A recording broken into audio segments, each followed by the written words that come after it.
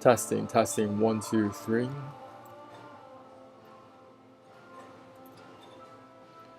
Today we're going to talk about some kidney health. I'm also streaming on different platforms such as Instagram. I'm also on Twitter, X, also Facebook and Twitch. Now this is just some information that could be very helpful on your detox journey. If you watch my other videos, this channel is all about detox. It's about getting the waste material out of your body. And I'm not an expert on any of this. I'm just sharing some information and some protocols I've tried online. Taking a quick look, I just want to make sure all my stuff is... So I'm going to go live on some of these platforms. So over here, I'm not exactly sure why it's not working. I'm going to refresh this real quick.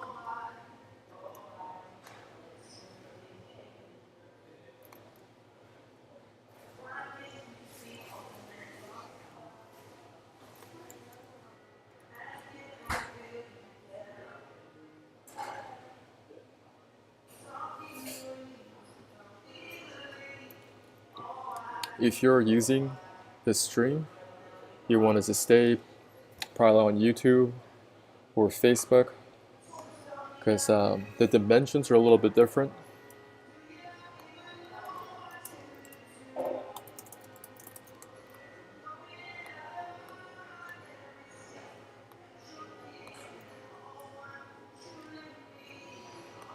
I want to try different things, right? So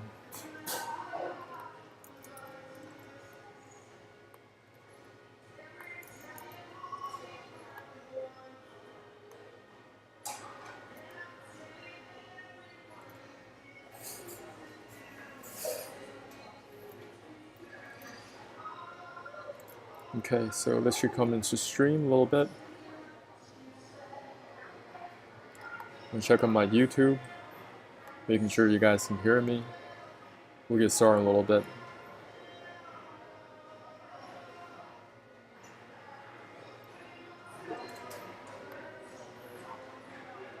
Testing, 1, 2, 3. All right, I'm gonna go live over here.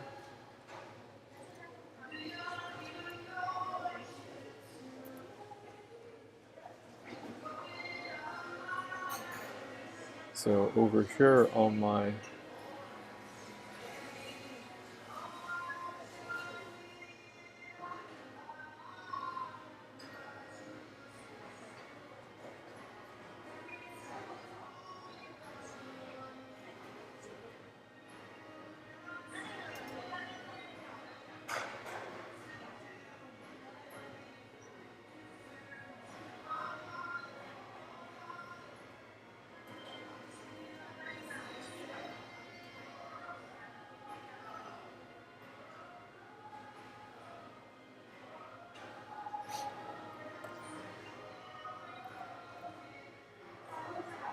all right, I'm going to pause these.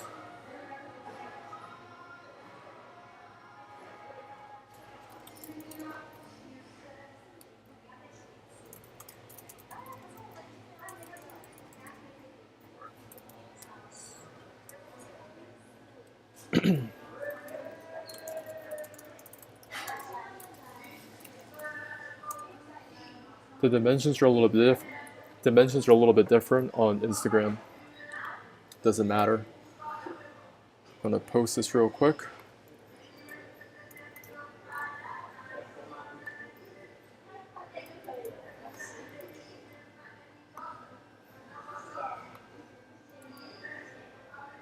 All right, we're going to talk about kidney health today.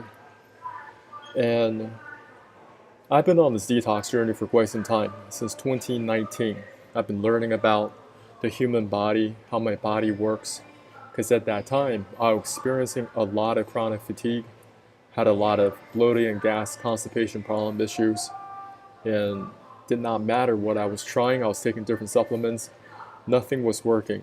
So I went on this journey of learning about my own physical body, learning about how I can release toxins out of my body. And that's the focus of this channel, getting the waste material out of the body. Now, before we talk about the kidneys, I just want to give you guys a little bit heads up. This is what I was dealing with before.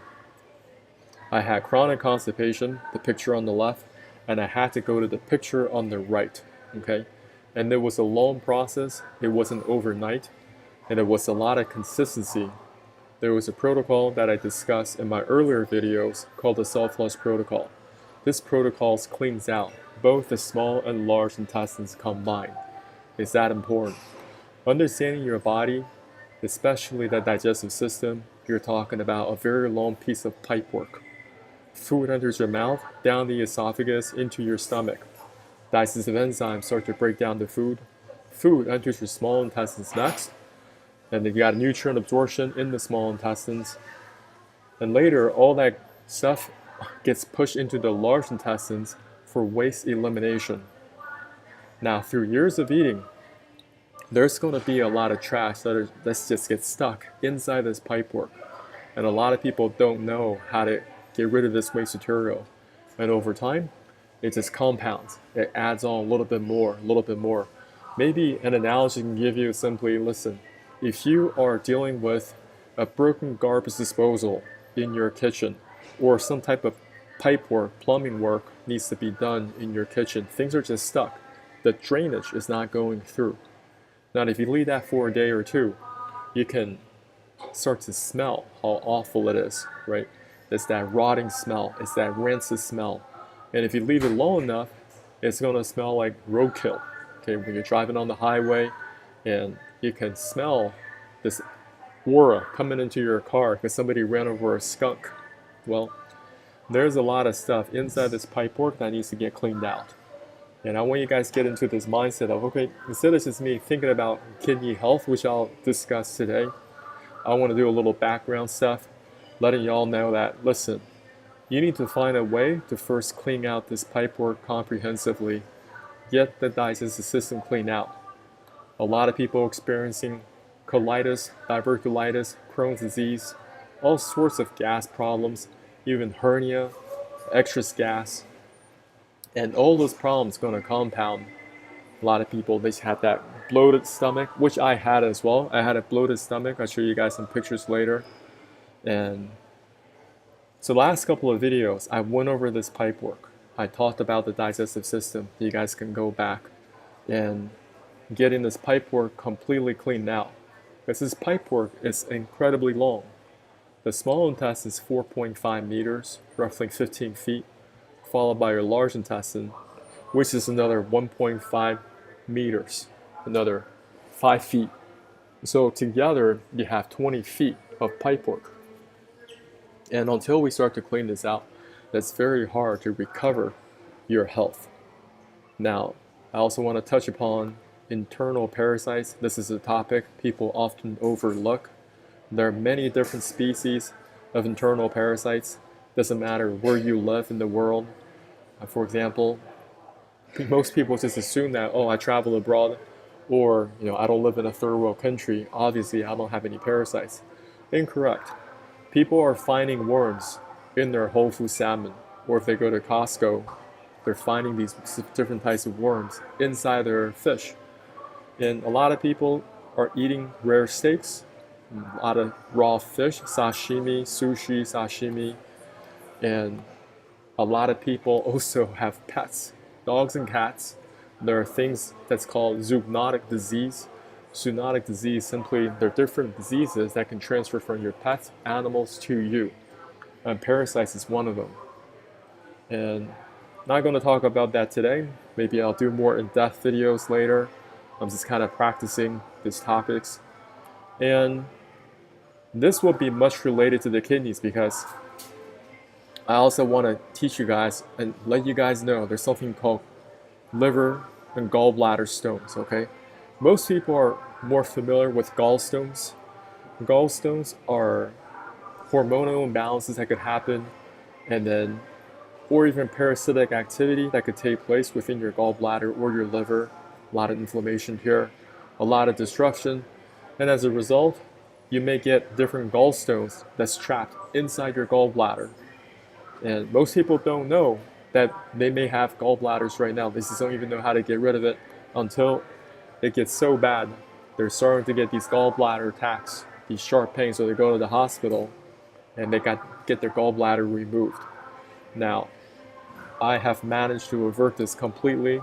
Since last year, 2023, I started doing liver and gallbladder flushes as outlined by Andreas Moritz. Andreas Moritz, he's the author of several books.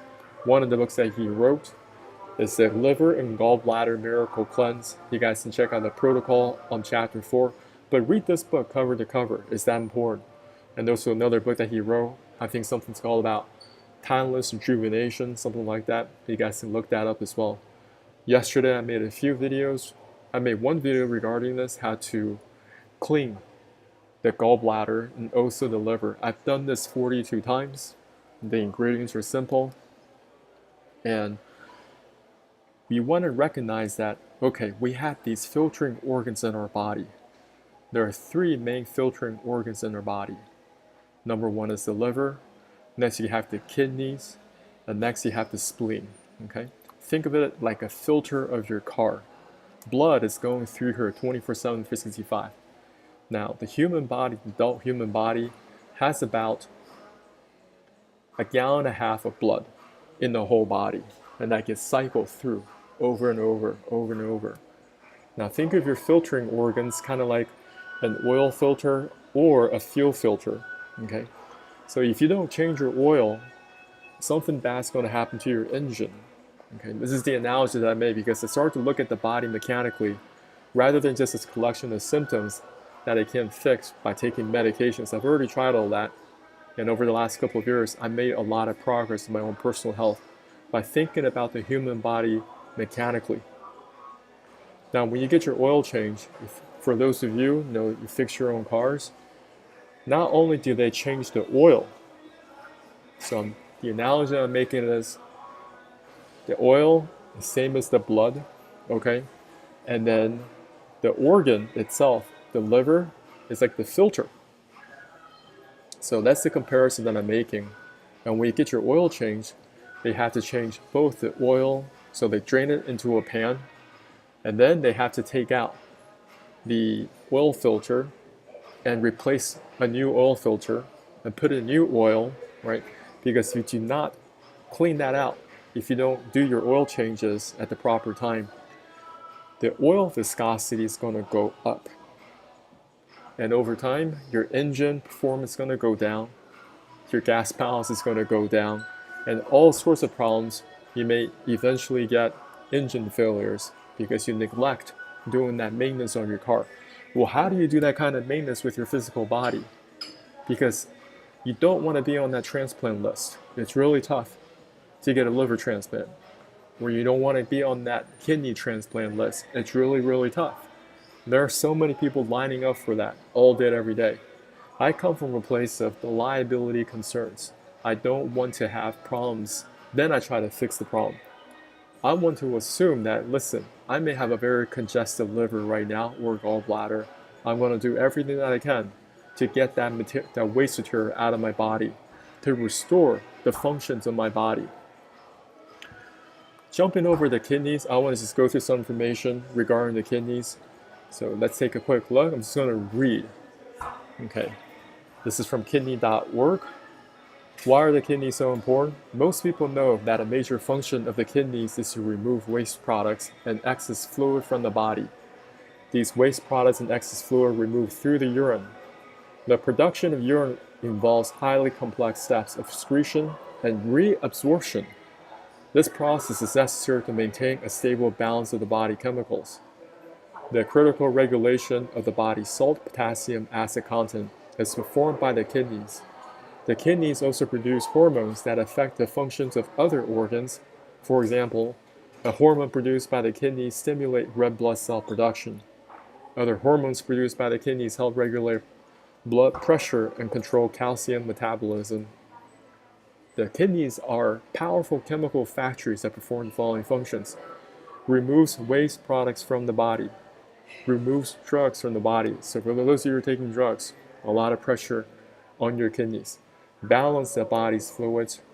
release hormones that regulate blood sugar, blood pressure, produce an active form of vitamin D that promotes strong, healthy bones, control the production of red blood cells. Okay, so over here, this is just a picture of your organs. Okay, they're actually much higher up than I thought. I thought they were lower, but they're just sitting right under your liver. Okay, kind of tucked right under there. And you can see filtering process here, and the waste material gets excreted into your bladder and out, right? Doesn't matter if you're male or female.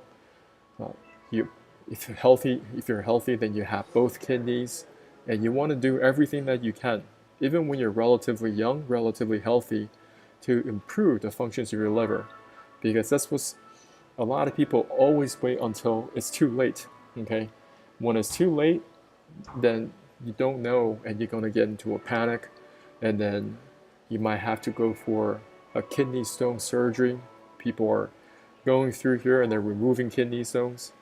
I want to share a story with you guys. A couple years ago, my friend got into a motorcycle accident. So I was at the hospital with her. Long story short, she was in the ICU before transferring to other places. And I was just observing all the other patients that were actually there. And most people, well, I'm not a doctor or anything, I'm just using my observation. They were not there because they got into a car accident, motorcycle accident, nothing like that. They've been dealing with a lot of chronic diseases for a very, very long time. I saw a lot of cases of edema, okay? So I saw so many people, they have enlarged feet, not just a single foot, both their feet. They were like elephant trunks. You understand? They were so swollen. And at that time, I didn't really know what that was. But this one guy, I don't think I'll ever forget for the rest of my life, because it got so bad. The skin burst, okay? And there was pus flowing out of the foot. And there are so many problems connected to the human body.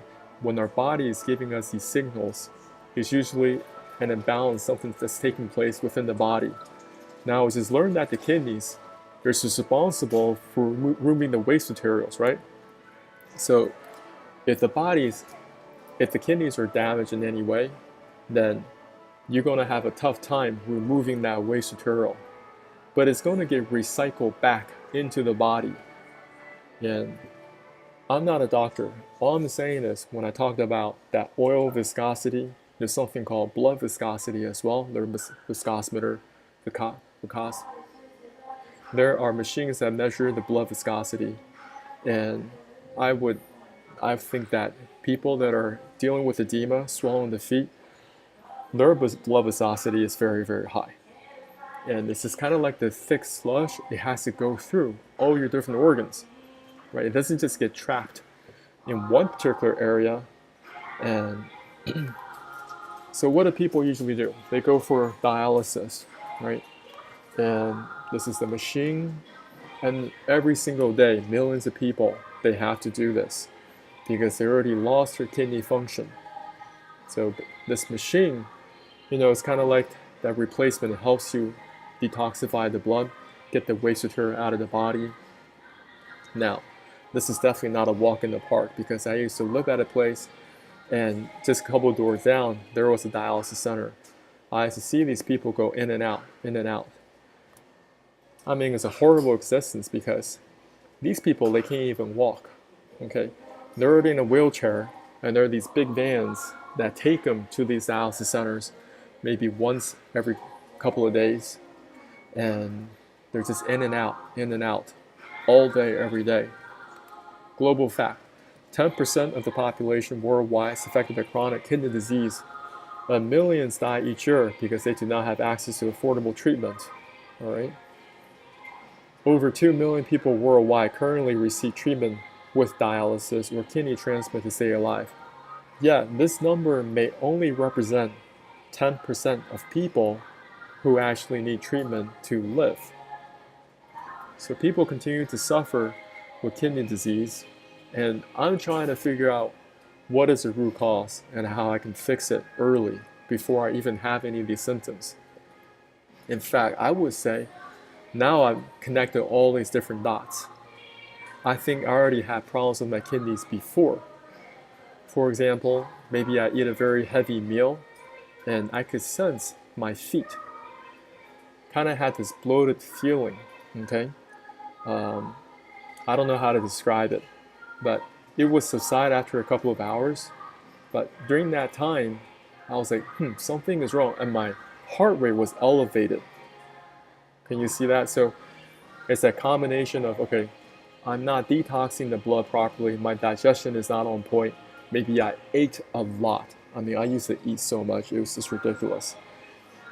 Overeating can really kill you. And my body was already giving me some signs, some signals, okay? And some signs, some early signs of edema.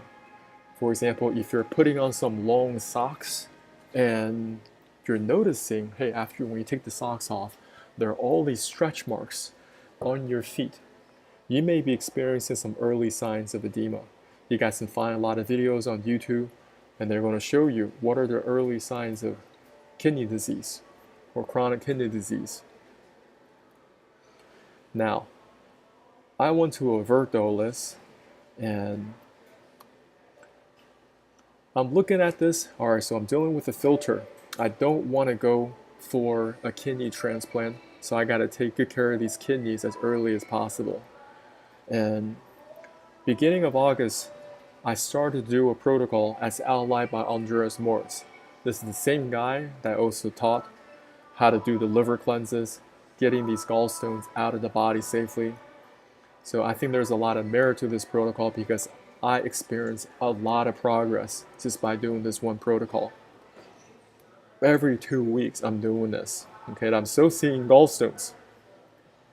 I'm just saying, y'all gotta look into this a little bit more and recognizing that there are protocols that are out there, but you do not want to wait so long until you do have a problem where you do a scan and the doctors tell you this, that, and the third, and they have no other options for you but to say, oh, just let it sit there. You know, when you experience some sharp pains, come back in, we'll do the gallbladder surgery.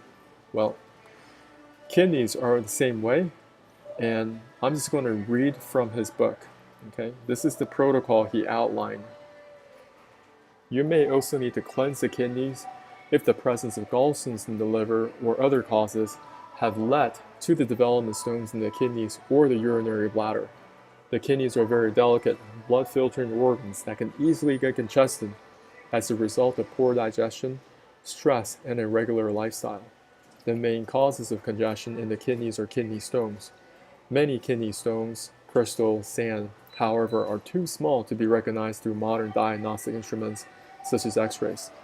The following herbs, when taken daily for a period of 20 to 30 days, can help dissolve and eliminate all the various types of kidney stones, including uric acid stones, oxalic acid stones, phosphate stones, and amino acid stones. I'm going to drink some water here. If you have a history of kidney stones and want to completely clean out your kidneys, you may need to repeat this cleanse several times at intervals of 6 to 8 weeks. So these are the herbs. You guys can screenshot this. Marjoram, cat's claw, comfrey root, fennel seed, chicory herb, uva urti, hydrangea root, gravel root, marshmallow root, golden rod herb. Okay. And I live here in Taiwan, and I try to find a lot of these herbs. And what's interesting is that, first of all, there are a lot of Chinese medicine stores here. So I went in there, I asked them, they actually don't carry. The only thing that they had was fennel seeds. All this other stuff they don't have. So this is not something that Chinese medicine even really look into. And I had to find this where they sell herbs for restaurants. They sell, because a lot of these herbs, they use them for cooking in Southeast Asia. And until I found the stores, I found 5 of them, and I just started to use these 5 herbs. So these are the directions. They said take 1 ounce of each of the first three herbs, and 2 ounces each of the rest of the herbs, and thoroughly mix them together. Keep them in an airtight container before bedtime. Soak 2 to 3 tablespoons. Before bedtime, soak 2 to 3 heaping tablespoons with a mixture in 2 cups of water, cover it, and leave uncovered overnight. The next morning, bring the concoction to a boil. Let it simmer for a few minutes and strain. If you forget to prepare the tea in the evening, in the morning bring it to a boil and let it sit or slightly simmer 10 to 15 minutes before straining. Drink a few sips at a time in 6 to 8 portions throughout the day. This tea does not have to be taken warm or hot, but do not refrigerate it, do not add sugar or sweeteners. Leave at least 1 hour after eating before taking your next sips.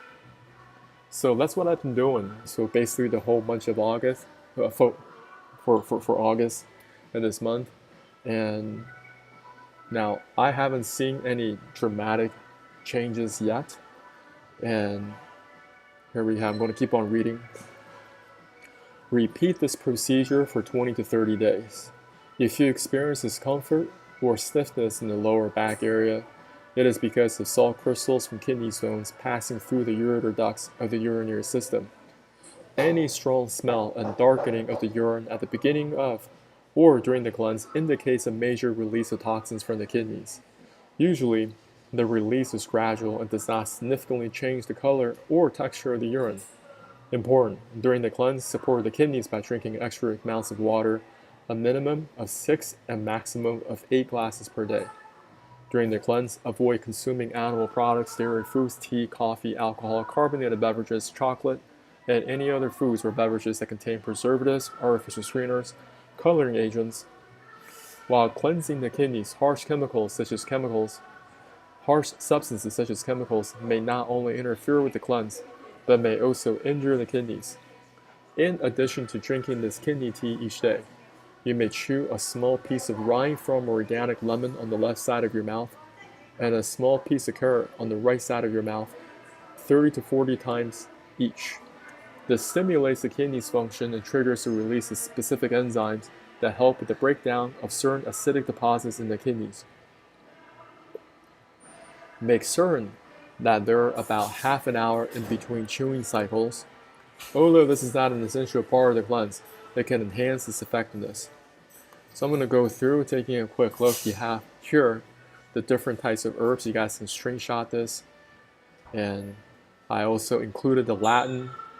I'm just starting to learn about herbs. I think they're incredibly fascinating. And I want to use them and use them right, use them correctly, because just like anything else, if you use them in the wrong amounts, use them at the wrong time, use it for the wrong person, use it to the wrong degree, right?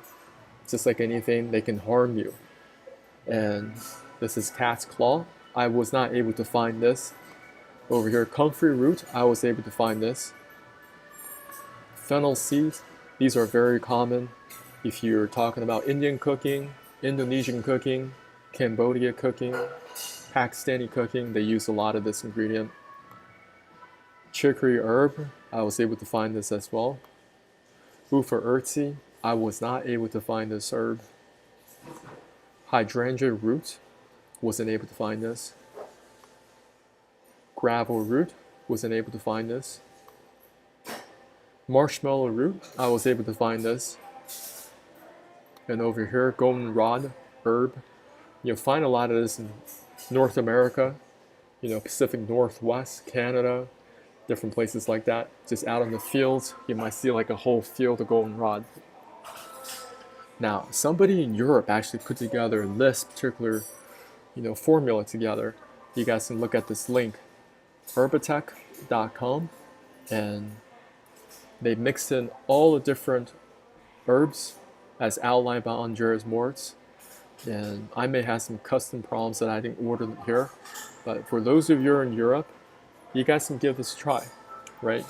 If you're led to do this and you want to improve the conditions of your kidneys, I think something safe that you can do right away is simply incorporating more lemons or limes, is adding it to your water. Like for example, right here, I don't know if you guys can see, this water right here, it has a little bit of lime, in it. So I continue to sip on this throughout the day.